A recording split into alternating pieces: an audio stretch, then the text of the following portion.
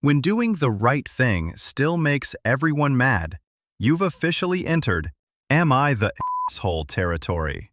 Tonight's stories start small. A gym membership, a car, a couch. But the fallout? Way bigger than anyone expected. Let's get into it. When love, guilt, and logic collide, the result isn't reason, it's Reddit gold. Each of these 4 stories turns everyday moments into emotional minefields. A hardworking woman juggles 2 jobs, nursing school and housework. Her boyfriend says he just wants her to better herself, but only if she goes to the gym. As exhaustion meets pressure meets unrealistic expectations, one question remains. When someone says they just want what's best for you, do they mean for you or for them? Am I the asshole for refusing to go to the gym? I, 31 female, have been with my boyfriend, 37 male, for about a year. We have recently been getting in repeated arguments about my lack of going to the gym and working out. For context, I am not overweight and have no known health issues. I weigh about 110 pounds, 5'5". I am active at work and eat extremely healthy. I have been working 2 jobs 7 days a week for over 2 years. 1 medical Monday through Friday, and 1 as a bartender on Saturday and Sunday. Usually I do a double at least 1 weekend day. I am also taking college courses right now for nursing school. I live with my boyfriend, and until very recently, I did 100% of the housework. We will get to that. My boyfriend works as a bartender and works checking soda machines at fast food restaurants during his free time for extra money. He goes to the gym a couple nights a week. He's been going to this gym for about 10 years, and he pays around $170 a month for the membership. A few weeks ago, he said he would start helping out around the house in exchange for me going to the gym. I asked him if it was unhappy with how I look, and he insisted he isn't. But the gym is important to him, and being with someone who wants to better themselves is important to him. I told him with both jobs and school, the gym is not a priority, but that I would try to work out if I had free time since it was important to him. I did go to our apartment gym a few times after that conversation, and he did start helping around the house, but leaves big tasks like laundry, cooking, and cleaning to me. I usually get home, go grocery shopping / get dinner made / the house cleaned up while he works out so he can relax and eat as soon as he gets home from the gym. The first time I get to sit down and do schoolwork or relax is like 9:30 p.m. after dinner while he plays video games. If I'm being honest, I just don't have energy to go to the gym, and I can't afford a gym membership to his gym, so we wouldn't even be working out together. I asked if he wanted to work out with me at our apartment gym, and he said he won't work out there since it's not a nice enough gym. I can't afford to cut back on work either because even with both jobs, I struggle to pay bills. He's blown up at me several times since the initial conversation. He tells me I'm lazy and that working 2 jobs and going to school is no excuse for not working out. I've told him I don't really have time after work to go to the gym because I'm taking care of him and the house and the animals after work, and have study time in the evenings. And he said I should be waking up at 6 a.m. and go before work if that's the case. That he only started helping out around the house so I would go to the gym, and I'm disrespecting what he wants out of a relationship, and disrespecting what's important to him by not going. I've asked him again if he was unhappy with how my body looks, and he said no. He just wants me to go because it's important to him that I better myself. I can't help but think there's no possible way I'm the asshole in this. But am I wrong? Would you call that love or manipulation? When someone says they just want what's best for you, sometimes what they really mean is they want control. Let me know what you think before we dive into this next one. Guilt in a relationship is one thing, but guilt tied to grief? That's a whole different kind of heavy. Because what if the thing you're fighting over did belong to someone you both loved, but only one of you still has the keys?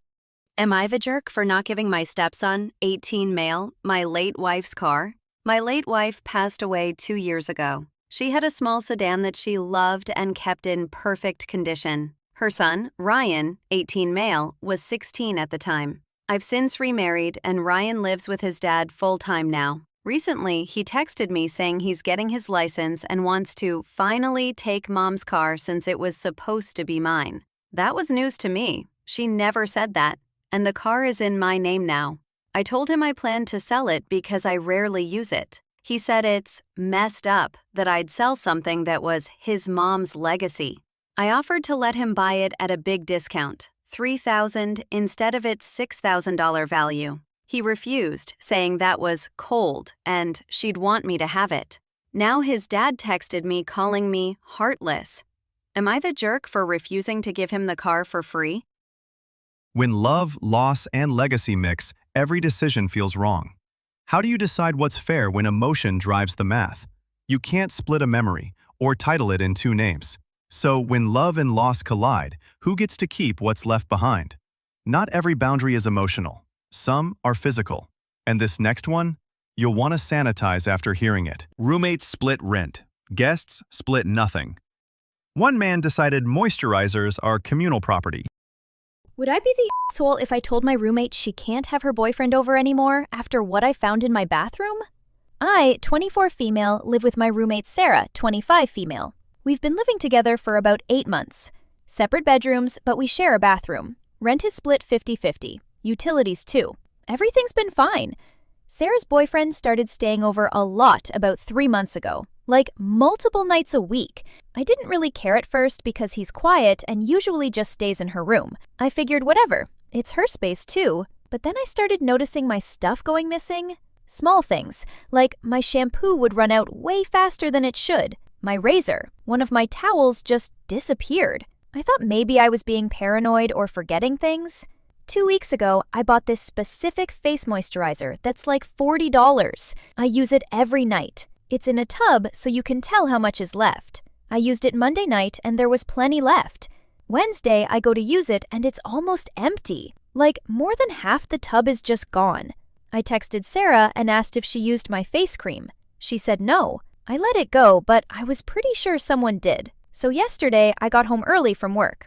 Sarah wasn't home, but I heard the shower running. I figured she got home before me, but then I heard a man's voice. Singing. It was her boyfriend. I knocked on the bathroom door like, "Hey, I need to grab something." He goes, "Just a sec." And when he opens the door, he's in a towel and I can see behind him. My lotion is sitting on the counter. My body wash is in the shower. He's clearly been using all my stuff. I was so caught off guard, I didn't even say anything. I just grabbed what I needed and left. But I'm furious. He doesn't pay rent. He doesn't live here. And he's using up my expensive products without asking.